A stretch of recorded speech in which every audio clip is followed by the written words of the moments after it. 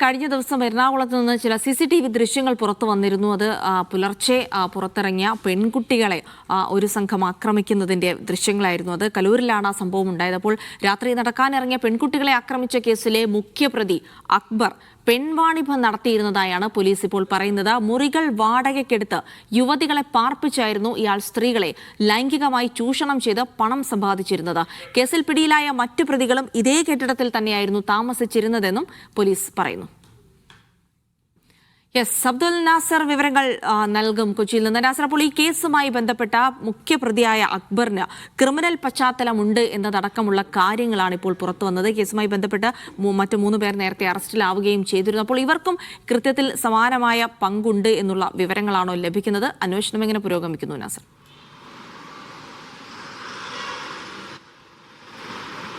ജിൽസി, കഴിഞ്ഞ ദിവസം പുലർച്ചെയാണ് നടക്കാനിറങ്ങിയ പെൺകുട്ടികളെ കൂട്ടമായി ചേർന്ന് ആക്രമിച്ചു എന്നുള്ള സംഭവത്തിൽ ഒരു സംഭവം നടക്കുന്നത്. തുടർന്നാണ് പോലീസ് കേസ് എത്തുന്നത്. ഇതിൽ വ്യക്തമായ ഒരു പുതിയൊരു കൂടുതൽ വിവരങ്ങളാണ് ഇപ്പോൾ പോലീസ് വെളിപ്പെടുത്തുന്നത്. അതായത് ഇതിൽ മുഖ്യപ്രതിയായിരുന്ന അക്ബറിന് അദ്ദേഹം പെൺവാണിഭ സംഘം നടത്തിയിരുന്നു എന്നുള്ളതാണ് പോലീസ് അറിയിക്കുന്നത്. ഇതിനായി കലൂരിൽ തന്നെ ഒരു 3 നില കെട്ടിടത്തിൽ 5ഓളം മുറികൾ ഇയാൾ വാടകയ്ക്കെടുത്തു. ഇതിലെല്ലാം തന്നെ യുവതികളെ പാർപ്പിച്ചുകൊണ്ടായിരുന്നു ഇയാളുടെ ഓപ്പറേഷൻസ് എല്ലാം നടന്നുകൊണ്ടിരുന്നത്.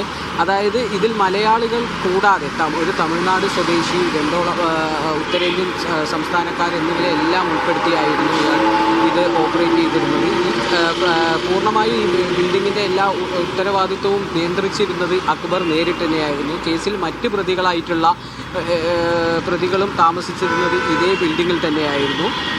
തുടർന്നാണ് കഴിഞ്ഞ ദിവസം ഈ സംഭവത്തിൽ പരാതിക്കാരി പോലീസിനെ സമീപിച്ചതോടെ ഇയാൾ ഈ ബിൽഡിംഗ് പൂട്ടിക്കൊണ്ട് അവിടുന്ന് ഒളിവിൽ പോവുകയായിരുന്നു. ഇദ്ദേഹത്തിൻ്റെ അവസാന ഫോൺ സിഗ്നലുകൾ പാലക്കാട് കേന്ദ്രീകരിച്ച്, ഇദ്ദേഹം പാലക്കാട് സ്വദേശിയാണ്, പാലക്കാട് കേന്ദ്രീകരിച്ചാണ് പോലീസിന് മനസ്സിലാക്കാൻ കഴിഞ്ഞിട്ടുള്ളത്. അതുകൊണ്ട് തന്നെ പ്രത്യേക അന്വേഷണ സംഘം അങ്ങോട്ടേക്ക് തിരിച്ചിട്ടുണ്ട്. കഴിഞ്ഞ ദിവസം തന്നെ അദ്ദേഹത്തിനായിട്ടുള്ള ഊർജിതമായ തിരച്ചിലിൽ തന്നെയാണ് പോലീസ്.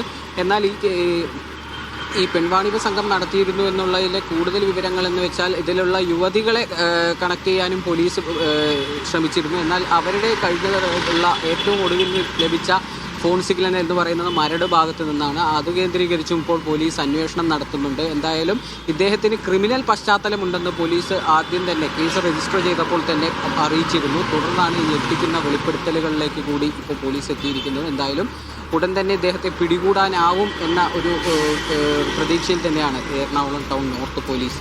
ശരി, അബ്ദുൽ നാസറാണ് വിവരങ്ങൾ നൽകിയത്.